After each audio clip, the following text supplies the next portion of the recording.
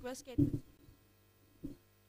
Uh, Thanking Institute for giving this opportunity to interact with all of you on a very unique subject about business sutras or Indian sutras, application of sutras into business. If we look at last 20 years of business environment in the globe,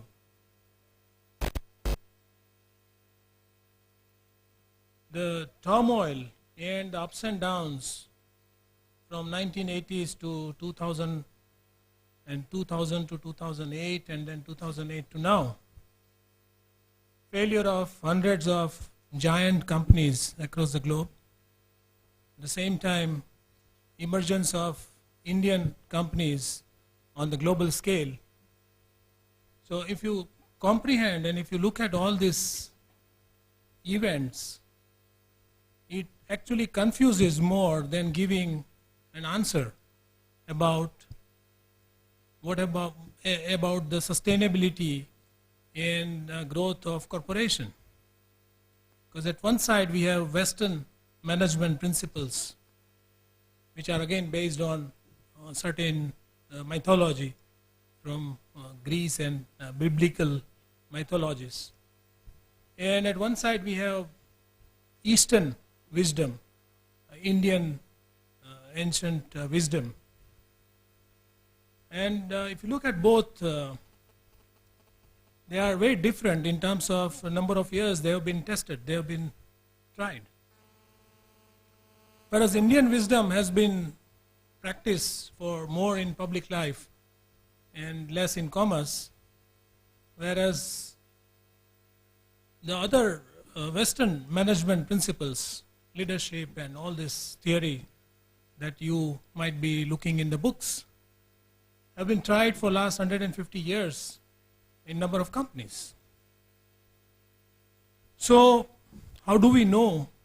And of course there are a lot of articles, books, journals, they all talk about these philosophical and scholastic articles and analysis and inferences on business sutras, on Indian wisdom, on leadership and management principles from West.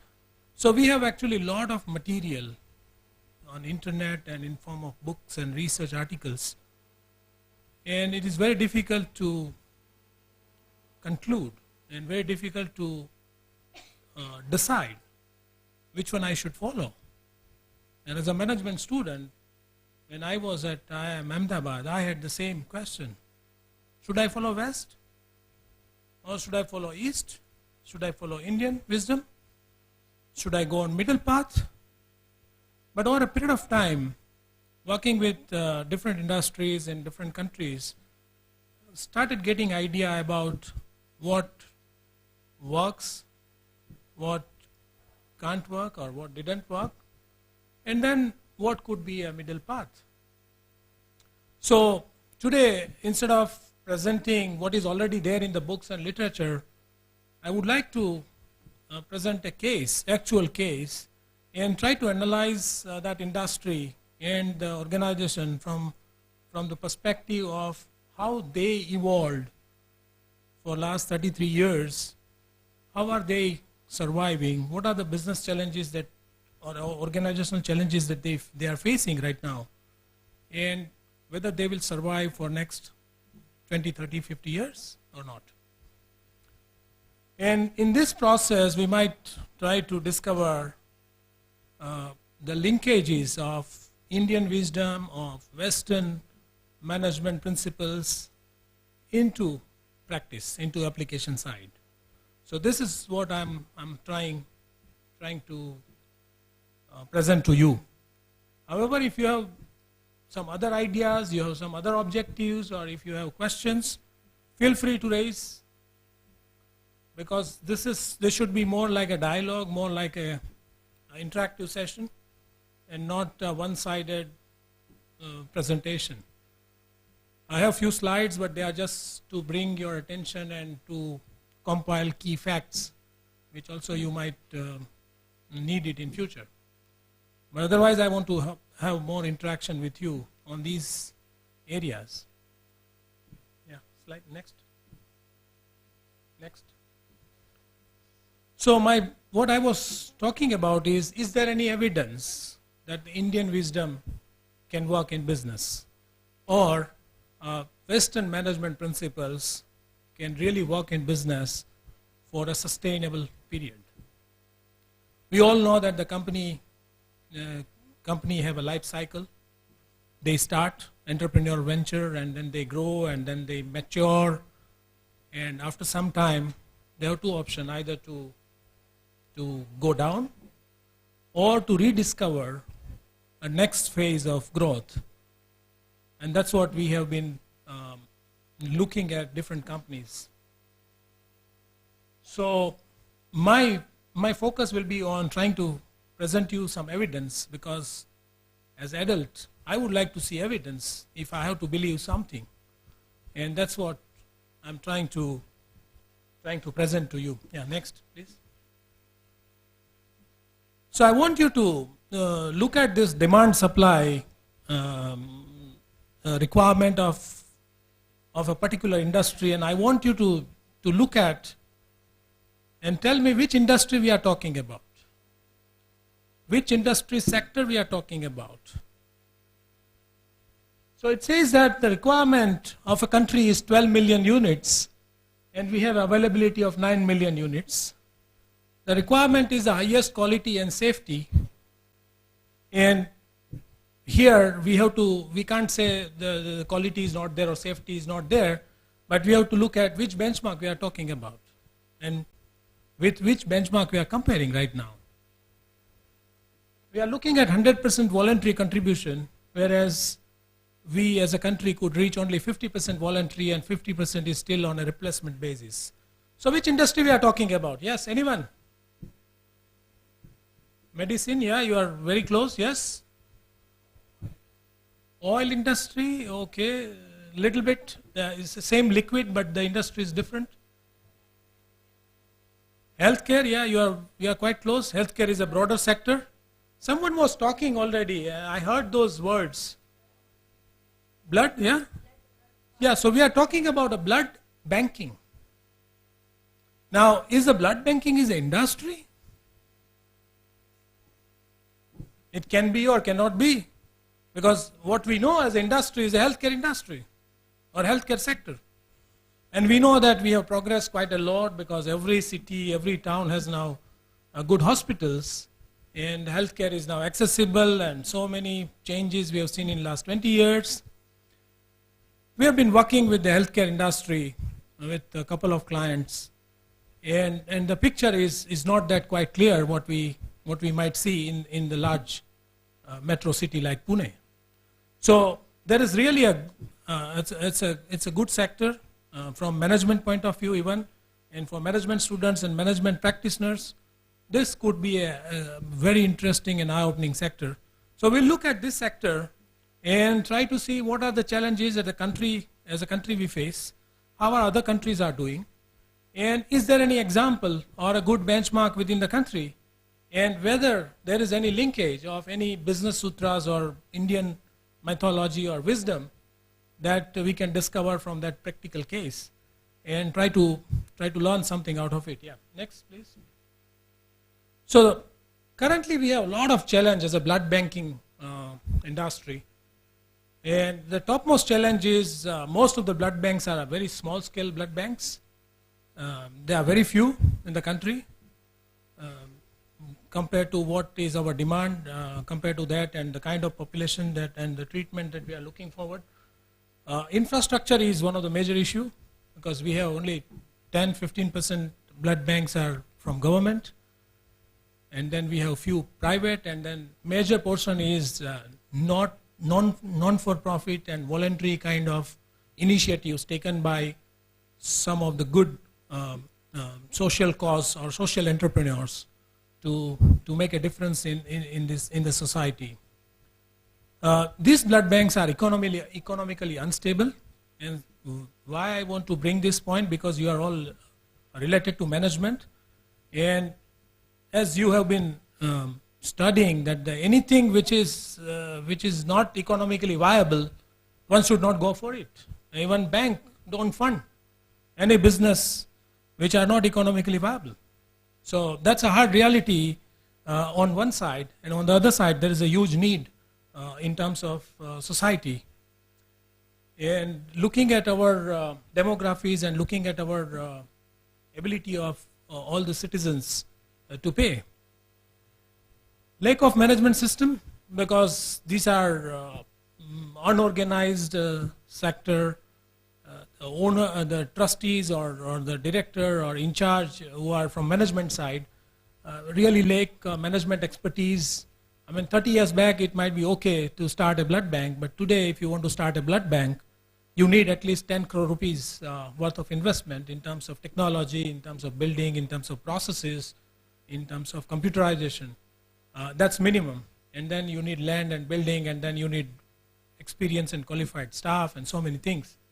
So management expertise is one of the major issue in blood banking sector. You will be surprised that we have 2,600 blood banks in the country, and only 68 are certified, accredited with the National Board of Accreditation of Hospitals. And I mean, as an educational organization, you all would like to have either university affiliation, or you want to have AICTE or UGC accreditation. You can imagine if the institute or organization is not accredited by certain standards, it's very difficult to believe and to put a trust in terms of processes, in terms of quality. But that's a hard reality. You can check the website and you will find a list of 68 banks who are accredited with the National Accreditation Board. And why this scenario is very important from the context point of view, because the case which we are going to discuss is a social entrepreneurship case, and they overcame all these hurdles and issues and challenges, and they emerged as one of the best blood bank in the world, operating in India in one of the small city. So it could be a good case as a management case as well. Lack of blood fractionation. How many of you are really aware that the blood today needs to be fractionated into several components? 30 years back, it used to be the blood bag which donor donates, and after testing, it used to be given to the patient or person who need it. But today, what we see, that bag of blood will have to be fractionated into several components, and only those components, required components, are being given to patient. And this way, one person can save now 3 lives instead of 1 30 years back. So this awareness of fractionation and the technology available is not known to the people, and 60% of the blood banks do not have this technology even. So you can imagine the kind of wastage of the blood that we receive from voluntary donors because we don't have fractionation technology. The same blood bag is given to a patient where they don't need this the other components of the blood.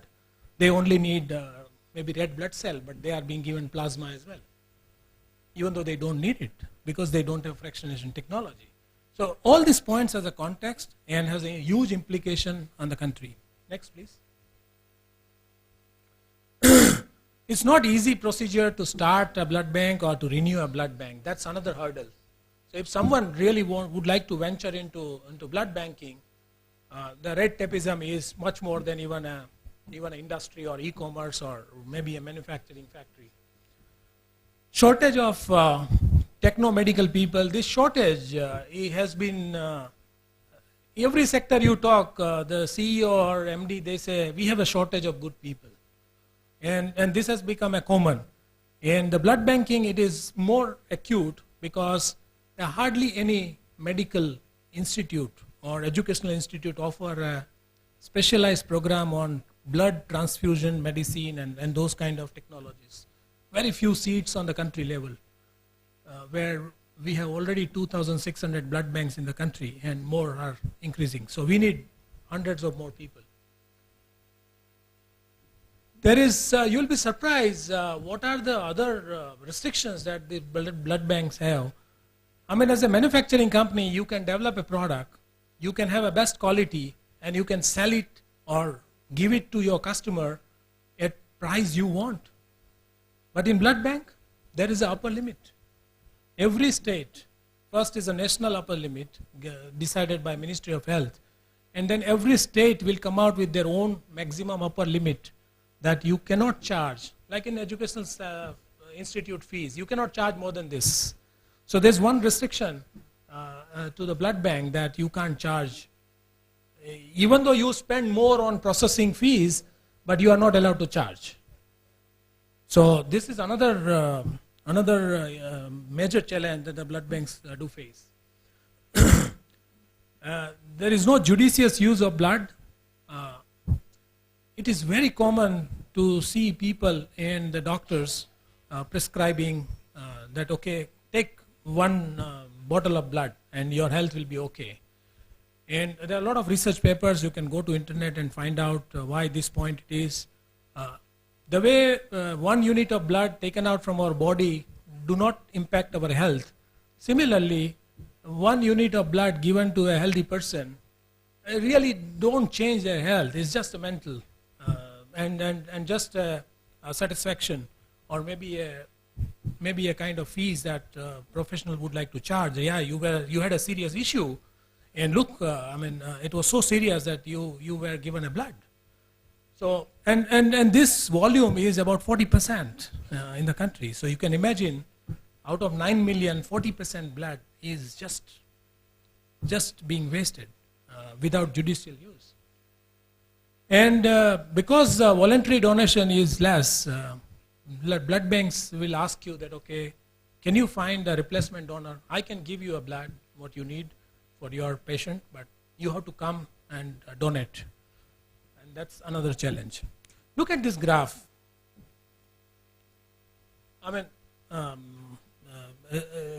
I had to bring this graph because there are so many countries, and so pardon me for this readability.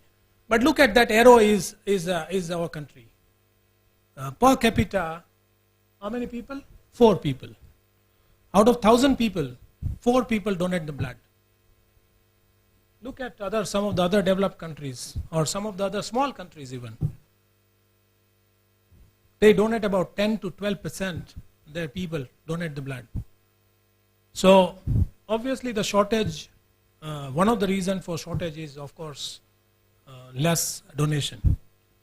Next, please. And why there is a shortage? Why people don't donate? Because there are a lot of myth again. And since we are in a mythology session, this myth needs to be clarified to the people. One myth is blood donate hurts. Never hurts, because there are 9 million donations that every year we receive, and nothing happens to anyone. People feel that if they donate a blood, they become weak. They become weaker. If you know the power of our body, in any case our cells are being replaced. And every few days or few weeks, new cells are being manufactured in our body. If we are healthy, and if we have a bone marrow, if we have a mechanism working, no matter your current blood cell will die after some time, and the new blood cell will anyway come. So again, there are a lot of misconception. People feel that, okay, why I have to donate? Like any other national cause, somebody will be there to donate. I don't have time because I'm busy, and blood donation takes a lot of time. Next. I take medication. Only last week I started a medication, so I can't donate now. Of course you can ask doctor whether with this kind of medication whether I can donate or not. And only doctor can tell you yes or no. I'll get infected if I donate, and that's one of the major myths even with the educated people. Few people say that I feel a pain because I am scared of injection or a needle. So that's also one of the reasons why people don't donate. My own blood will decrease from my body. I'll lose 300, 400 milliliter of blood, and it's a big loss to me. I'm a woman, and as a women or girls, they don't donate. Now that's another issue about health and social angle and so many other angles attached to it. We'll not discuss on that aspect, but yeah, that myth sometimes prevent women also not to donate, even though they are healthy and qualified for donation. Next, please. Every year we see many blood banks do come, they start, and every year we see few have been closed down in some of the cities. Blood requirement is going up, if we see 10 years down back and now, because of the several reasons. We have several disease, spread of disease. We have more accidents now happening. We have more emergencies. We have more medical access to medical treatment, so more and more surgeries are being performed. A lot of reasons, and blood requirement has been on a rise. Now, if like other country where government and Red Cross, they take care about the 100% requirement of the blood, if we depend on them, we have only 10% blood bank that can be served by Red Cross and government hospitals. So that's not enough. So what's the solution? Someone has to come. Do corporates come in a blood banking? Have you heard any corporate company coming up, okay, we are coming in blood banking sector, we'll establish 20 blood banks in the country? They do come in education. They set up educational institutes, but not a blood bank. So there's another angle and issue to attach to it. But yes, so there is this one success story which I would like to share in few slides and try to see how their wisdom, which they followed for the last 30 years, how it helped them into becoming a world-class blood bank. Yeah, next. Yeah, so there is a city called Rajkot in Gujarat state, and there is a voluntary blood bank called Rajkot Voluntary Blood Bank called RVBB. So this blood bank founded in 1981, and they already saved about 300,000 people, or they have supported 300,000 people in last 33 years. They already conducted 4,050 blood donation camps.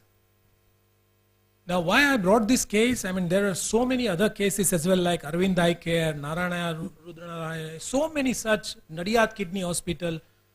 It's not just only one case in the country. There are hundreds of such cases. But because I have access to data for last 1981 to till date, because we have worked with them, because we have a primary source information, we have been helping this blood bank as a voluntary contribution from our side to society. That's why I brought this case to you, because authentically I can share and I can tell you what is the real situation. You will be surprised. This blood bank started in 1981, and Ministry of Health in 1985 appointed 2 people from this blood bank to be in a committee to draft the standards for blood banking in the country. Because in short period of time, 3 to 4 years, they did so much of good work. And even ministries and WHO, World Health Organization, they all contacted them that why don't you become a member of drafting committee for the standards. And this I'm talking about 1985 and 87, which is 25 years ago. Next, please. They could mobilize about 350,000 donors, individuals who have donated blood. And you will be surprised there are many who have donated more than 100 times in their life. The blood donation, there's a limit. Every 3 months only you can donate as far as India is concerned. So 4 times in a year. In other countries, you can donate 5 times in a year. So they have been donating for last 25 years. Every 3 months, without call, without reminder, they go to blood bank and donate.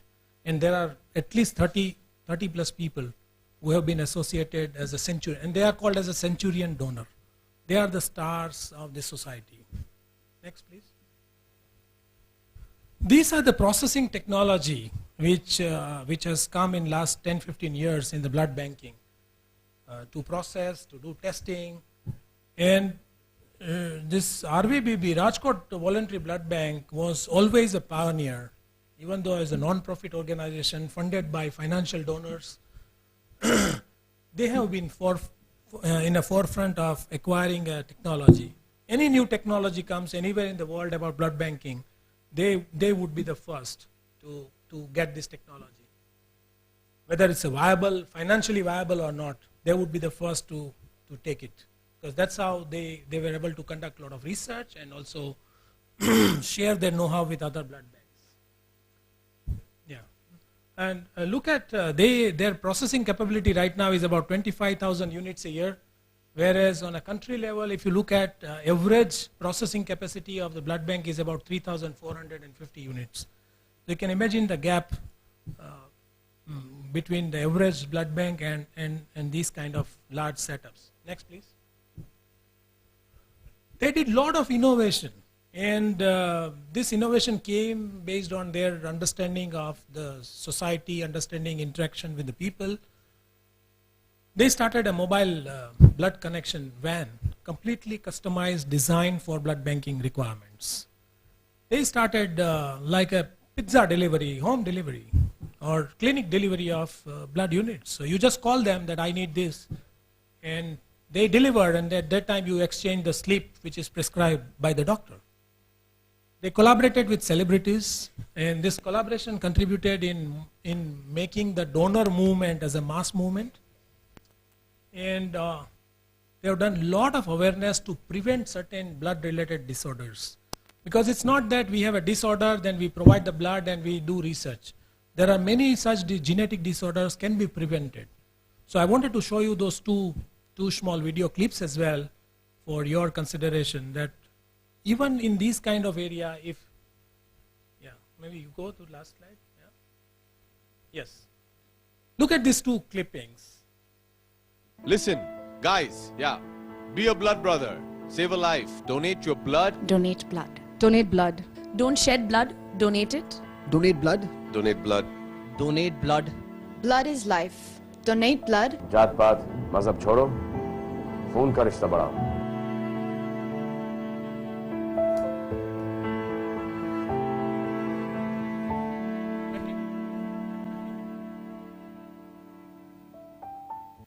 Choose life over death. Donate blood. Donate blood, please. Donate blood. Donate blood. Blood means life in all languages. Donate blood. Donate blood. Please donate blood. Donate blood. Donate blood. जाओ अभी. अरे, जाओ. Okay.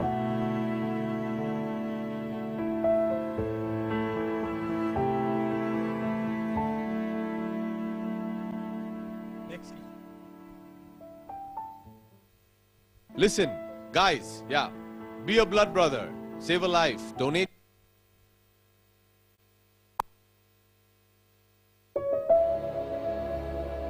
हाय, मैं तमन्ना हूँ। 10th मार्च को drawing exam में मुझे butterfly बनाना था, पर मैंने वो मिस कर दिया। 16 जुलाई गूफी को डॉग शो में सेकंड प्राइज मिला, पर मैं उसे चीयर करने नहीं जा पाई। 8 सितंबर को स्कूल पिकनिक में मेरे फ्रेंड्स ने बहुत एंजॉय किया, पर मैं उनके साथ नहीं थी। आज 3 नवंबर मेरा बर्थडे है, पर फिर भी मुझे यहाँ आना पड़ा। तमन्ना थैलेसीमिया मेजर है, क्योंकि उसके मम्मी पापा दोनों थैलेसीमिया माइनर है।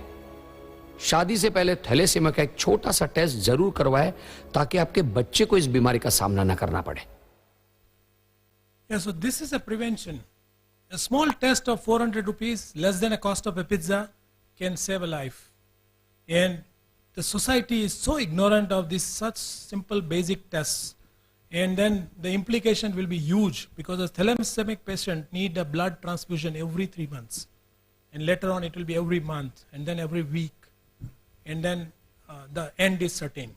And it is not more than 20 years of age. So you can imagine, with a small awareness and small step, if one can do and one can prevent these kind of disorders. Amitabh Bachchan, by the way, is a thalassemia minor. But fortunately, Mrs. Jaya Bachchan was not thalassemia minor. Otherwise, there could be a such issue. So one need to be, and even this blood bank have been doing exemplary work in these areas in a much innovative way, and must have prevented more than 1,000 thousands of such cases. So how can such initiative, yeah, please go ahead, previous slides. Yeah, next. This became the first blood bank in the Southeast Asia to receive American Blood Bank accreditation, and that too in 1983. National accreditation, next. This is a drafting committee circular from the government of India. Next. Yeah, so these are the 7 pillars.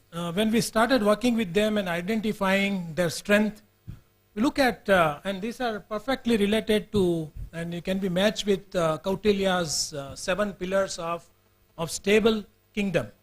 As a kingdom, what you need?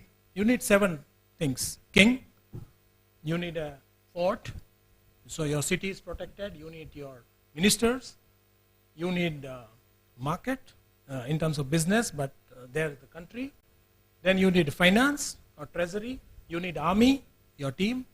And then finally you need ally, maybe advisor. So board of director could be advisor, or external consulting company could be an advisor. So if you have these 7 pillars, and if your strategies, your vision, mission, your communication, your basics are right, what we see is a world-class, sustainable service leader organization. No matter what financial loss they have every year, financial donors are chasing them that please suggest us some good projects. We have a lot of money.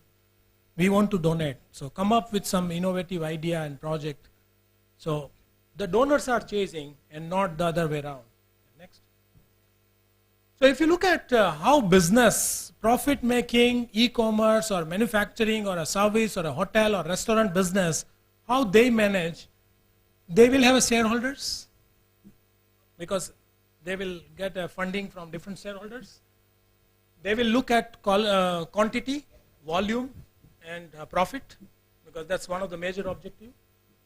They are pressurized for a short-term thinking. They have to, every quarter, they have to show the growth, and they have to make sure that their stock market impact is not bad. Their all effort is about profit maximization, nothing else. So reduce the cost, increase the value, increase the profit. They borrow money from bank or some other investors, and their focus is on financial performance as one of the major points. Of course, the change is happening now, balanced scorecard, but we have to see how many organizations really have adopted balanced scorecard. And no change in basic operating philosophies, or no change in their efforts of last 30 years. If you compare, organization would have established in 1981.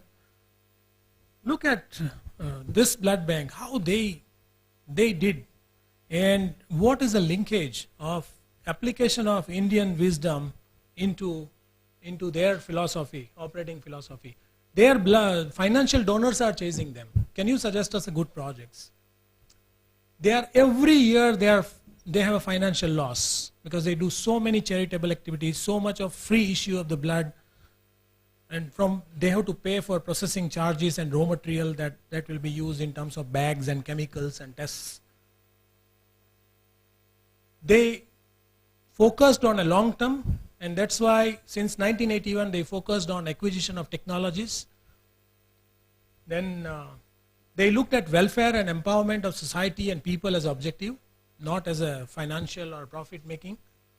And for them, there are no shareholders. Everyone is a stakeholders. And the moment you change from shareholder to stakeholders, the complete perspective and thinking changes. Because then everyone is involved in decision making, in impact, in benefits, in several things. Look at how they transform their journey and how they are linked with Indian wisdom and mythology. Between 1981 to 2001, 20 years, they were like very strict in blood banking standards and following compliance and all this. We can compare it with the avatar of Parshurama. Second is 2002 to 12, the avatar of Rama, where it is more by leading by example, sacrificing personal life and personal goals for public, and setting an example as a king. Now, what they have started is avatar of Krishna, And what was the role of Krishna is to train and to educate Pandavas and Kauravas, and not to take a forefront, but to take a back seat and help them in learning and education and what is good and what is not good and all this. And if that phase is achieved, probably the next avatar is Buddha, where you just take away yourself and you allow them to manage. And you are on a goal of different mission. So this is how even this organization transformed. And we could see how they did it without any knowledge that they were doing it. But these phases came as they moved onto the journey. But of course now they know that their role is and what will be their future vision and mission. Next please. So how can such initiative multiply? The whole issue and question is, this is one initiative taken in 1981. Now, will any of you, after your management program completion, will you think about social entrepreneurship? Will you think about starting a blood bank or maybe some other healthcare initiatives? Will you think about doing something completely different rather than e-commerce and m-commerce and those kind of initiatives? What happens when you prepare your business plan? What happens when you go to a bank and bank says that we can't fund these kind of loss-making units? What happens when you talk your idea about this starting a social entrepreneurship and to your family and friends and society and how they react? And this also leads to a question, how do we respect social entrepreneurs versus successful business entrepreneurs? And then this leads to a discussion that how do we value contribution of social entrepreneurs? Because they can't show valuation that this blood bank is a 500 crore valuation company, which you can do it for other technology company that in 30 years we have reached, our market cap has reached to 500 crore. Are we as a country or as a society measuring a social impact and a social profit? Do we have a measurements? And do we really use those statistics and measurements when we evaluate these kind of ventures? Next. Yeah, so this is what I wanted to share as some of the application of certain wisdom, Indian wisdom into business. And that too, highly regulated, social entrepreneur organization operating for last 33 years. What do you think? Will this non-for-profit organization will survive for another 30 years? What's your gut feeling? What's your take on this? How do you view them? Yeah. Any questions, by the way? There is nothing more to share with you. I thought should present a case study so that you have a clear idea about the implication and impact. Yes, any question, by the way? Yes, please. Yes. Countries like India is having less average. Yeah, it's about 0.04%. Yeah. So other developed countries, what kind of initiatives and activities they are running to make aware of blood donation? Yeah. Have you studied? Yeah. So they do.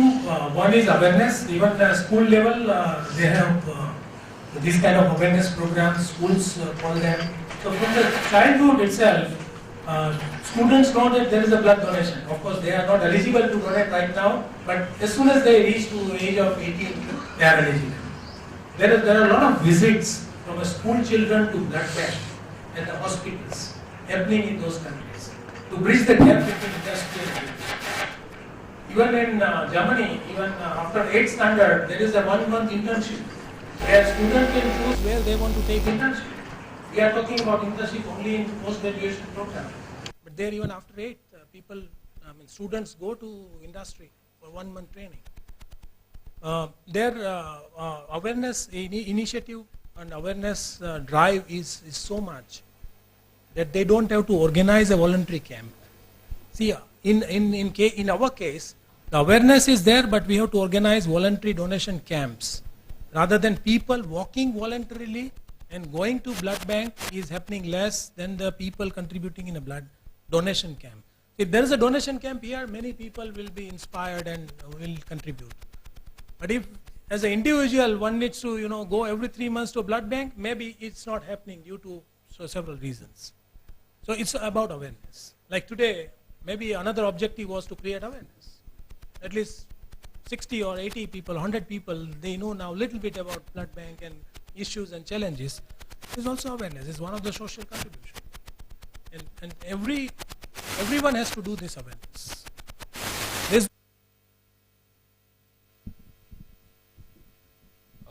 I don't have any question, just to share with all of you. Please, go ahead. I worked in the cement industry for a long period, and I used to organize this blood donation camp almost every year. Okay. I think every year I must have donated the blood. And all the employees, we used to motivate them. Yes. They used to come, then we used to collect the blood and hand over to the hospital and blood bank at various places. Yeah, so blood donation camps work very well in the Indian context. Yeah, you're right, absolutely. Yes, please. Right. I think it's just a collaboration and communication issue. There is a need of blood. There's no doubt about it. You just give them a call that when can they come. So they'll come with their van and doctor and staff with the blood bags and all, and immediately it can be done. Because they are in badly need of more and more blood. They do, but they have again limited staff. They are already financially stretched. How many sales and marketing and promotional employees they can employ? So they are doing their bit. But if there are 10,000 industries in Pune, they can call, the repeat call can be only after 3, 4, 5 years. That's a limitation. And there are only few blood banks in the city, even for such a large city. Yes, please. Is there people in order to create the blood? Is there any plan to motivate people to donate blood? Yes. So normally all the blood banks, they try to collaborate with the Educational Institute and industry. As he mentioned, that in cement, his company was organizing a blood donation camp. So when there is a close collaboration between the blood bank of the city or a town or a district and the nearby cities or villages, industry or educational institute, or even a community, because in Indian context even a community donation camp works very well. So this collaboration has to be there and it has to be a long term. That's the only way that awareness can be increased. Sir, I have a query.